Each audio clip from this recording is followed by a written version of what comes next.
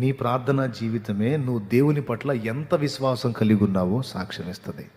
నువ్వు కొంచెం ప్రార్థన కలిగి ఉంటే నువ్వు దేవుణ్ణి కొంచెమే నమ్ముతున్నావు. నువ్వు విస్తారంగా ప్రార్థన కలిగి ఉంటే విస్తారంగా దేవుని నమ్ముతున్నావు, విస్తారమైన కార్యాలు చూడబోతున్నావు.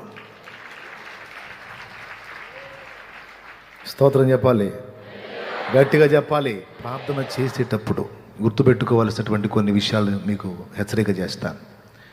కొన్నిసార్లు మనం ప్రార్థన చేసిన జవాబులు రావు.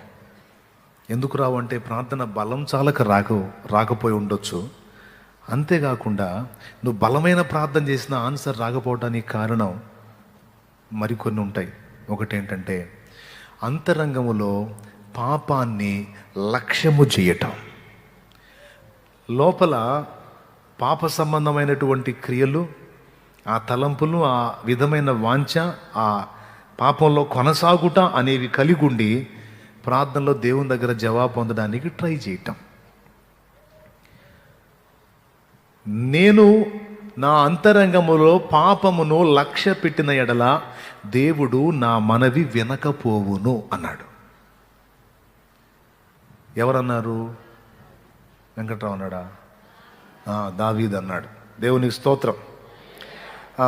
యోహాను సువార్త 9లో గుడ్డివాడైన మనుషుడేమన్నాడు? దేవుడు పాపుల మనవి ఆలకింపడని మనం ఎరుగుదుము అన్నాడు. 2, అక్రమ జీవితంలో వంకర టింకర బ్రతుకులో కొనసాగుతూ ఆ విషయంలో దేవుని ముందు ఒప్పుకొని మారు మనసు పొంది దిద్దుకోకుండా అది కంటిన్యూ చేస్తూ ఇటుపక్క ప్రార్థన ద్వారా దేవుని దగ్గర నుంచి గొప్ప కార్యాలు పొందుదామంటే అది వట్టిదే. ఎందుకో తెలుసా? అసలు నీ ప్రార్థన వినబడదు అన్నాడు ఆయన. యెషయా గ్రంథం 59:1 మీరు చూడగలిగితే, రక్షింపనేరకై ఉండునట్లు యెహోవా హస్తము కురుచ కాలేదు, విననేరకై ఉండునట్లు ఆయన చెవులు మందము కాలేదు, కానీ మీ దోషములో మీకును మీ దేవునికిని అడ్డముగా వచ్చను కనుక ఆయన ఆలకింపకున్నాడు. కాబట్టి మన వంకర త్రోవలను దిద్దుబాటు చేసుకోకుండా లోపాయికారితనపు జీవితం అలానే కలిగి ఉండి ఓ పక్కన మన తప్పుడు జీవితాన్ని సమర్థించుకుంటానే పాపాన్ని కంటిన్యూ చేస్తూనే ప్రార్థన చేస్తే ఆన్సర్ ఉండదు. 3 వచనాలు చెప్పాను.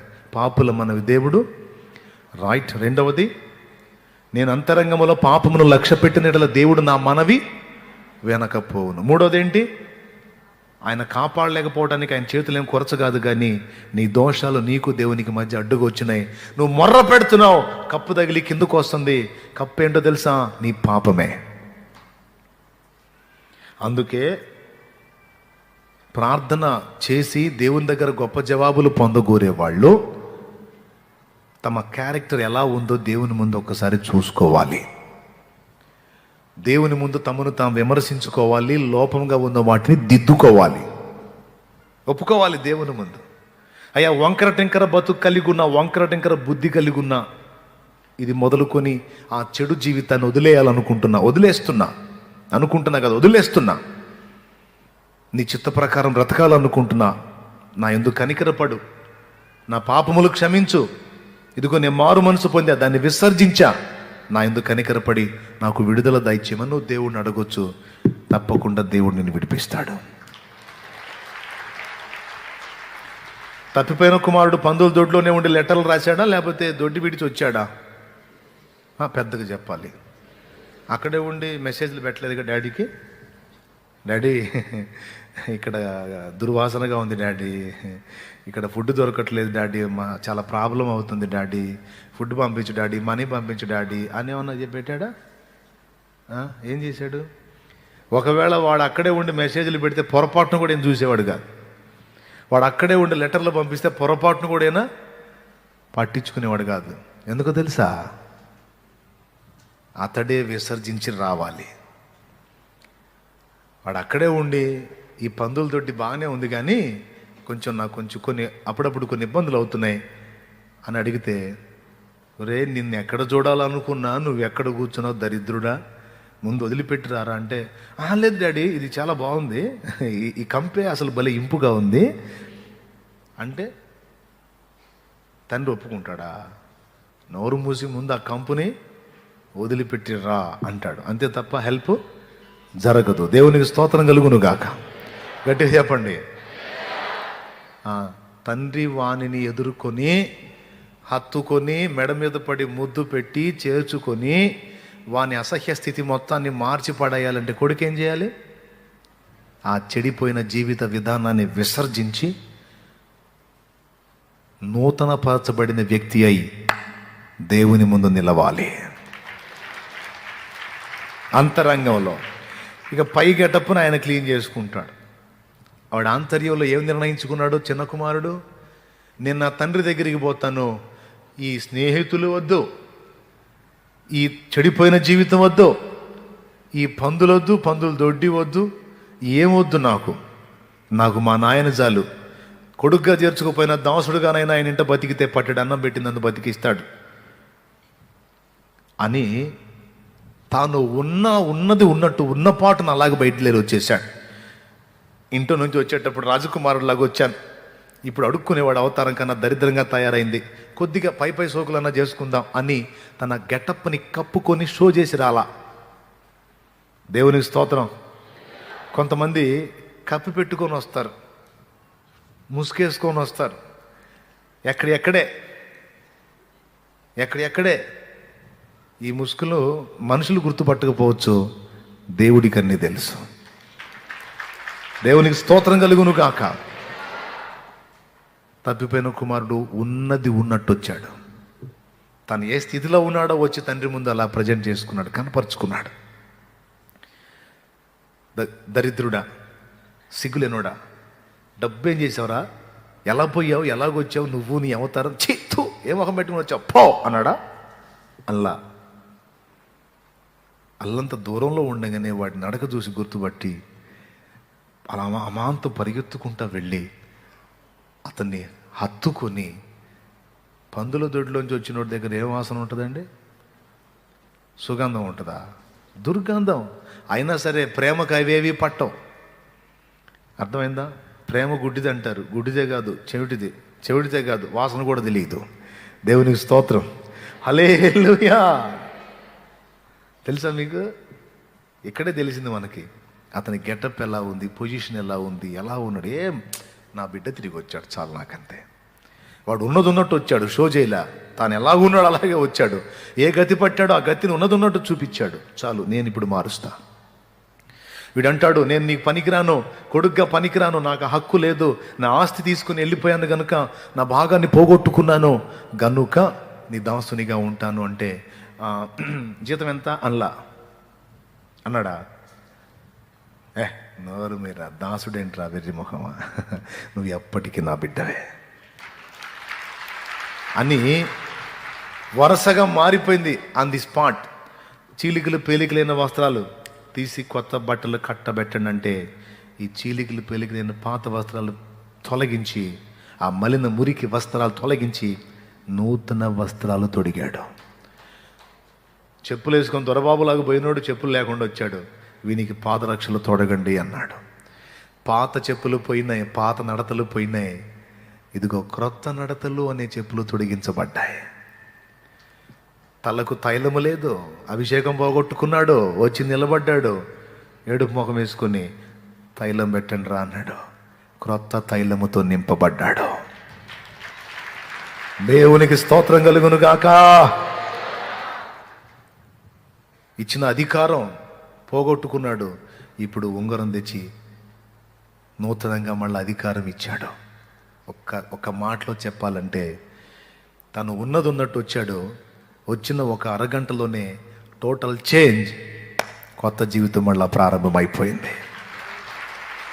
దేవుని దగ్గరకు వచ్చినప్పుడు, దేవుని దగ్గర నుండి సమాధానం పొందగోరు వచ్చినప్పుడు ఉన్న అవతారం ఏదో వచ్చి ఆయన ముందు చూపించాలా. అర్థమైందా? ఉన్న అవతారం ఏదో ఆయన ముందు వచ్చి చూపించాలా. ఎందుకు ఈ గతి పట్టిందో చెప్పాలా. ప్రవ్వా తప్పలేదు తండ్రి, అలా చేయాల్సి వచ్చింది ప్రవ్వా అని దేవునికి నువ్వు కవరింగులు చెప్పొద్దు. ఆ సమయంలో అలా జరిగిపోయింది ప్రవ్వా, అప్పుడు అలాగ అయిపోయింది ప్రవ్వా, అది అసలు నిజంగా నాకు ఆ పరిస్థితి వచ్చింది ప్రవ్వా, లేకపోతే అలా చేసేవాడిని కాదు, చేసేదాన్ని. ఇవన్నీ నా లెక్కలో సోది మాటలు చెప్పకూడదు దేవుని ముందు. ఏం చెప్పాలా? నీ ప్రేమను బలహీనతగా తీసుకుని బుద్ధి మాలి నీకు విరోధంగా పరలోకానికి విరోధంగా పాపము చేశానయ్యా అనాలా.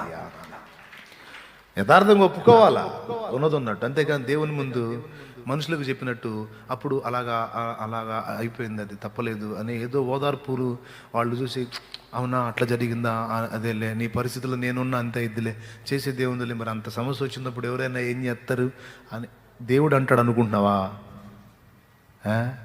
అనడం. నోరు మూసి సరిగా చెప్పంటాడు. సరిగా అంటే ప్రవ్వా అట్లాగ అయిపోయింది ప్రవ్వా, సరిగా చెప్పంటాడు. అంటే ప్రవ్వా నీకు అర్థం కాలేదా ప్రవ్వా? అదే మనుషులైతే అవునా అట్లా జరిగిందా, నిజంగా నీ నీ నీ సన్నివేశంలో నేనున్నా అంతే ఇద్దిలే అంటారు. నువ్వేందయ్యా సరిగా చెప్పంటావు? అదే మరి అది లేదు ఇది లేదు, పాపినయ్యా, పాపిని. ఎన్న సఖ్యముగాని పాపములన్నీ మోపున వీపుపై బడి యున్నవిదే నడలేక తొట్టిలు చున్నవాడను నన్ను దయగను ఉన్న పాటున వచ్చు చున్నాను నీ పాద సన్నిధి కో రక్షక. ఉన్న పాటున వచ్చుచున్నాను నీ పాద.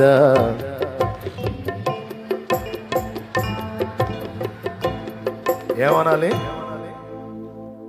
ఎన్న శక్యముగాని పాపములన్నీ మోపుగా వీపుపై పడి యున్నవిదే నడలేక తొట్టిల్లుచున్నవాడను.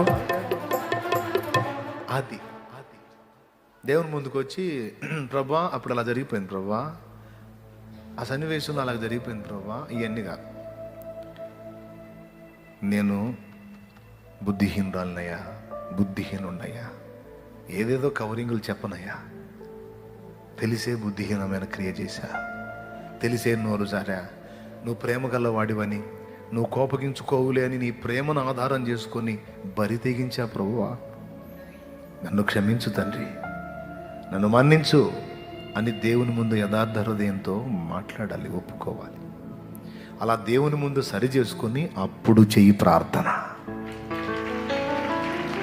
అది ఇంపైన సువాసన. అంతేగాని అక్కడ పెట్టుకొని కవరింగ్లు ఇచ్చుకుంటా కొనసాగించుకుంటా దేవుని దగ్గర ఆన్సర్ పొందడానికి ఎప్పుడూ ట్రై చేయొద్దు. ఎంతమందికి అర్థమైందో? నిజంగా అర్థమైందా? ఏం చేయాలి? ఎప్పుడు వచ్చినా దేవుని ముందుకు మోకాళ్ళ మీదకి ఎప్పుడు వచ్చినా ఏం చేయాలి? ముందు మన బతుకు చూసుకోవాలి, సరి చేసుకోవాలి, అడగాలి, తప్పనిసరిగా ఆన్సర్ ఇస్తాడు. ఒకవేళ సమాధానం ఆలస్యమైతే పట్టొదలకూడదు, చేస్తానే ఉండాలి. దాని విషయంలో ఒక స్పష్టమైన సమాధానం, అవునో కాదో టైం ఉందని ఏదో ఒక ఆన్సర్ దేవుడు ఇస్తాడు, ఇచ్చిందాకా వదలకూడదు. నేను చెప్తున్నా, నీ ప్రార్థనా జీవితమే నువ్వు దేవుణ్ణి ఎంత నమ్మావో చెబుతుంది. ఒక్కటే మాట మళ్ళీ చెప్పనా? నీ ప్రార్థనా జీవితమే నువ్వు అసలు ఆయన ఎంత నమ్మావో చెబుతుంది. నీ ప్రార్థన లేమే నువ్వు ఎంత ఆయన్ని నమ్మకుండా అవిశ్వాసిగా ఉన్నావో చెబుతుంది. నువ్వు నిజంగా దేవుణ్ణి నమ్మితే నీ పరిస్థితులు మార్చలేకపోవడానికి ఆయన ఏం చేతగానోడు కాదు, అసమర్థుడు కాదు. ప్రార్థనకి ఎంత బలం ఉందో ఒక్కసారి గుర్తించండి. ప్రార్థన ఎలా ప్రయాణం చేస్తుందో నమ్మండి. దేవుడు ఎక్కడున్నాడు?